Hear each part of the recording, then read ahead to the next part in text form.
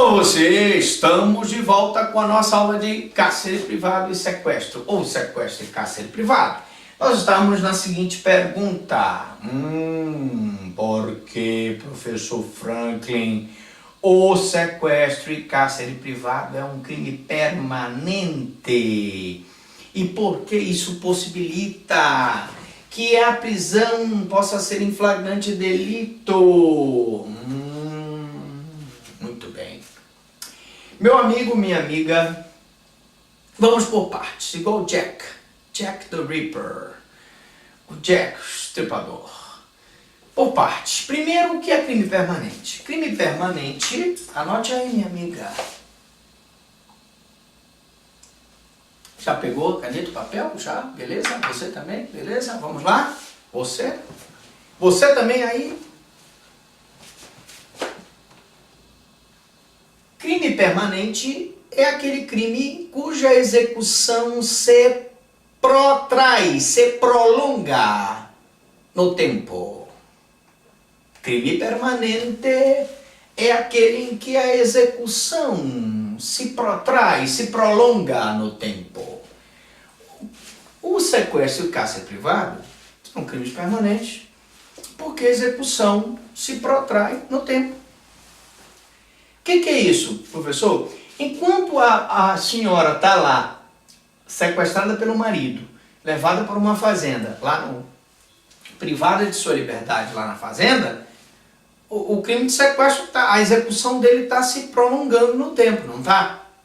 Enquanto aquele deputado, aquele senador, mandou sequestrar o pessoal da reportagem, foi fazer uma reportagem lá, na empresa dele, para constatar as irregularidades, as falcatruas, a corrupção. Ele mandou prender aqueles repórteres dentro de uma sala, e quando eles estiverem presos lá, está se protraindo no tempo. Ora, se o crime se protrai no tempo, se prolonga a execução no tempo, você concorda comigo que o agente que está praticando esse crime, ele está em flagrante delito? Você concorda? Sim ou não?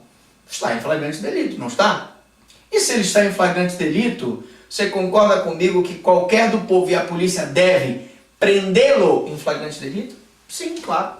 Então, se a polícia chega, aquela pessoa que está mantendo a sua própria mulher em cárcere privado, numa fazenda, ou numa casa, ou sei lá, ou eu dei o exemplo da mulher, ela pode ser um velhinho, pode ser uma criança, pode ser um adolescente, pode ser uma pessoa com distúrbios mentais. Sequestro e cárcere privado, meu amigo. E a polícia tem a obrigação de prendê-lo. Por quê?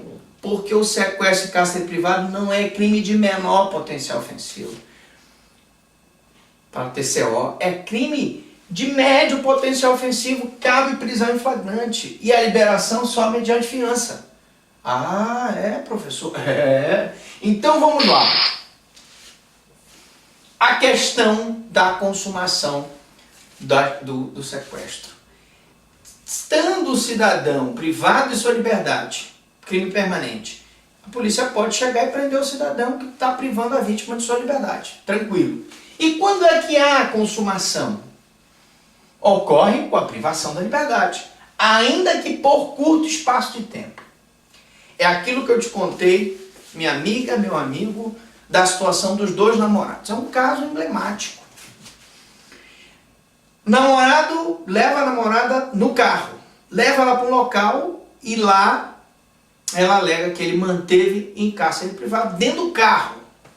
Porque, olha o que diz aqui, a consumação ocorre com a privação da liberdade, ainda que por curto espaço de tempo. Ora, se é um curto espaço de tempo, ela privou, se ela conseguir provar que ela ficou dentro do carro, o carro tinha uma tranca eletrônica que ele comandava lá e ela não tinha como sair. Mesmo que seja por um curto espaço de tempo, está configurado o cárcere privado, o sequestro do cárcere privado. Tranquilo. Agora ela tem que provar. Exemplo, manter pessoa escondida por longo tempo sem que familiares tenham conhecimento do local onde se encontra. Nós tivemos um caso em São Paulo de um jovem. Esse jovem tinha esquizofrenia, não sei se você viu no noticiário, e o pai, a mãe dele morreu, e ele ficou o pai viúvo, aí arranjou outra mulher. E a madrasta não gostava dele. Como era enfermeira, segundo a reportagem, pegava remédios no próprio hospital onde trabalhava e aplicava no rapaz. O rapaz vivia dopado, era alimentado apenas para ser mantido vivo. Os vizinhos acharam estranho, mas esse cidadão sumiu. Onde é que ele está? Na verdade, ele vinha sendo mantido, escondido por longo tempo, anos, sem que familiares, outros familiares, os coleguinhas dele, da escola, da rua, tivessem conhecimento do local onde ele se encontra. E aí, presta atenção, eu estou falando de um rapaz de 20 e poucos anos, mas eu posso levar toda essa situação para o Estatuto do Idoso se for um idoso. Eu posso levar para o Estatuto da Criança se for uma criança ou um adolescente. Então veja que o princípio da especialidade pode tipificar o sequestro e cárcere privado, ou pode tipificar crime contra o idoso ou crime contra a criança ou adolescente. Ou pode tipificar abuso de autoridade se a privação da liberdade for praticada por policiais militares ou civis. Então você, meu amigo, tem que ter muito cuidado. 1 minuto da sua atenção na prova pode ser fatal. Bom, há, no entanto, entendimento no sentido de que para haver o crime de extorsão, de sequestro e cárcere privado, a vítima deve ser privada de sua liberdade de locomoção por tempo juridicamente relevante. Agora, meu amigo, você me pergunta, professor Franklin, o que é tempo juridicamente relevante? Bom, o juiz terá que analisar o que é tempo juridicamente relevante no caso concreto. Terá que analisar no caso concreto o que é tempo juridicamente relevante. 10 minutos? 20 minutos? Ela ficou presa no carro com o namorado mais de meia hora? Me parece que meia hora já é um tempo juridicamente relevante. Até porque, no caso que eu contei desses dois namorados, ela foi retirada do próprio local de trabalho por ele, segundo ela, mediante um sequestro mesmo, colocou ela dentro do carro e pronto, e levou ela para um local onde ela ficou mantida presa, privada de sua liberdade dentro do carro, por tempo juridicamente relevante. Aí o juiz vai analisar um caso concreto, que ninguém tem o direito de fazer isso. Não é requisito que a vítima seja levada a um local. Pode não haver deslocamento, mas mera retenção. A pergunta é, professor, e se ele simplesmente tivesse convidado ela para entrar no carro, no próprio local, sem levar ela para lugar nenhum, tivesse fechado a porta do carro, não deixado ela sair, já caracterizaria o cárcere privado. O cidadão colocou o outro dentro do porta-mala do carro, fechou o porta-mala. Cárcere privado. Mas, professor, não houve deslocamento. Veja o que a jurisprudência está dizendo aqui. Não precisa haver deslocamento. Claro que se houver o deslocamento, sequestro. Mas a mera privação da liberdade local, seja dentro do carro, seja dentro da casa, seja numa fazenda, seja numa ilha, seja numa lancha, seja num avião, seja num trem, cárcere privado. Que caracteriza o sequestro e cárcere privado. Embora não haja o sequestro, porque o sequestro pressupõe o deslocamento. E eu não preciso do deslocamento para caracterizar o sequestro.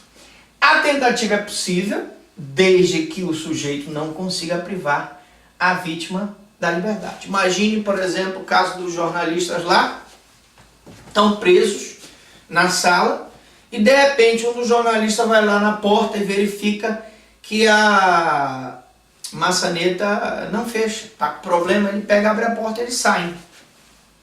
Aí houve uma tentativa de sequestro e cárcere privado, que não foi consumada porque, por circunstâncias alheias à vontade do agente, a maçaneta estava com defeito, não conseguiu privá-los da liberdade, embora a intenção do político, quando mandou lá os funcionários fecharem a reportagem dentro da sala lá, era de mantê-los em cárcere privado.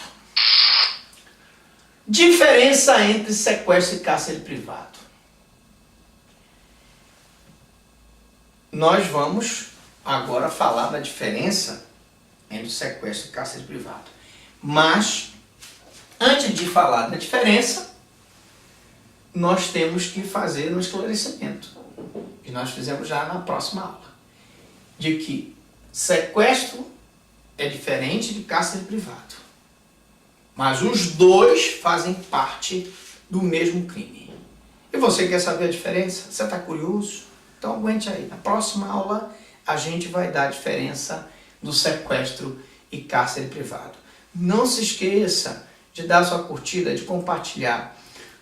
Saiba que, além dessa aula aqui, nós temos aula de crimes contra a vida, nós temos aula de crime contra a honra, nós temos aula de culpabilidade, ilicitude, concurso de pessoas, nós temos aula de crimes contra a infância e juventude, nós temos aula de crimes do Estatuto do Idoso, são várias. Tem aula de recurso, do processo, tem aula de princípios gerais do direito penal, tem aula de classificação doutrinária dos crimes. São várias aulas que você pode ter acesso com uma simples inscrição no nosso canal do YouTube. Não perca essa oportunidade. Daqui a pouco eu volto com a diferença entre sequestro e cárcere privado. Não saia daí.